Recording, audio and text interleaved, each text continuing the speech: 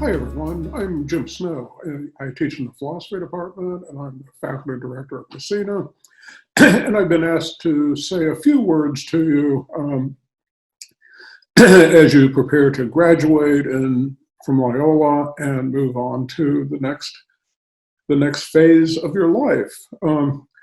I appreciate very much that this is not how you expected your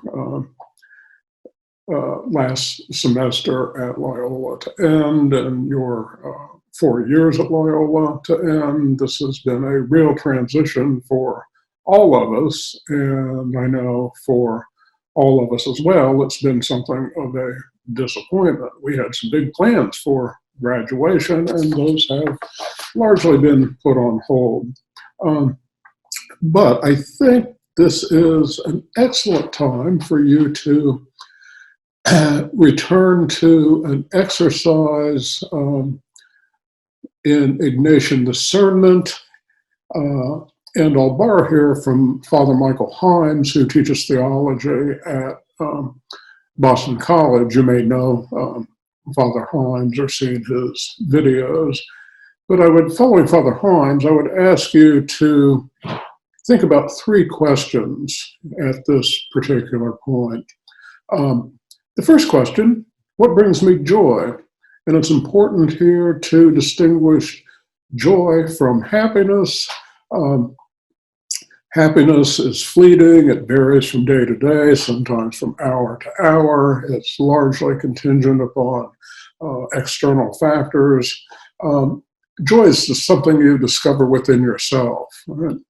And it's that sense that I'm living right. I'm not always happy, but I'm living the right life. Think about that question over the next few weeks. The second question is, what are my talents? What are my gifts?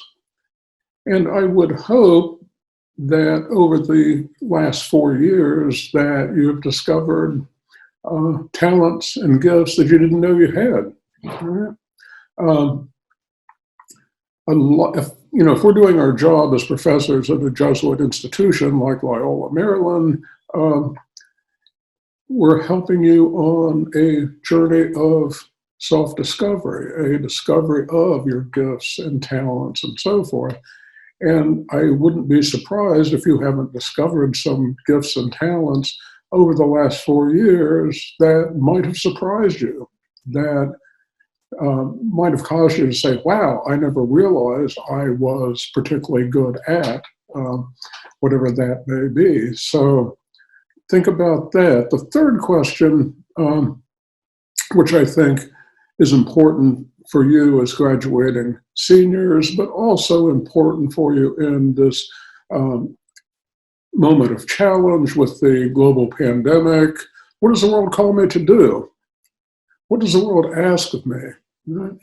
And your answer to this question may be a little different than it was your first year of college or second year of college, or even different than it was before the pandemic struck us. So what am I good at, but what does the world call me to do? So again, these 3 questions that I want you to think about. What brings me joy? What gives me that sense that I'm living right? The second question, what am I good at? What are my talents? What have I discovered about myself? And the third question, what am I called to do? And has that calling changed in light of recent events? So again, I think this is an important time to be returning to these questions and thinking deeply about them. And then the tough question is, how do I match what brings me joy with my talents and with what the world calls me to do into a really meaningful whole? I want to add a 4th question to Michael Himes' exercise in Ignatian discernment. And this is particularly, I think, important in view of the recent pandemic and the challenges we're facing. And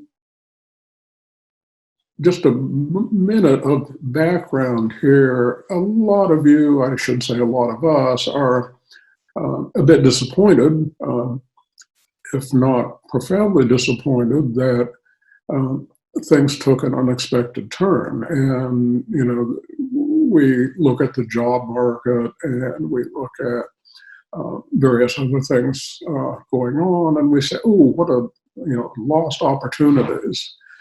But what I would invite you to think about is what new opportunities have presented themselves. Right?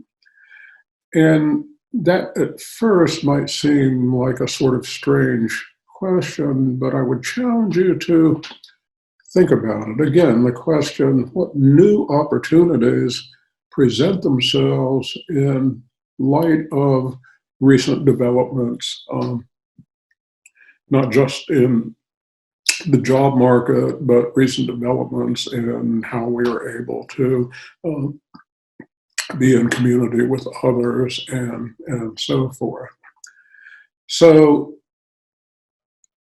the world is still full of opportunities.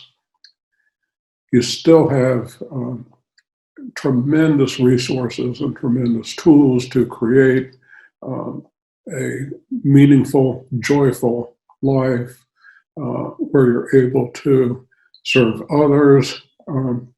So with that said, I wish you all the best, and I hope we're able to reconnect face-to-face whenever that's possible with the commencement exercise and so forth.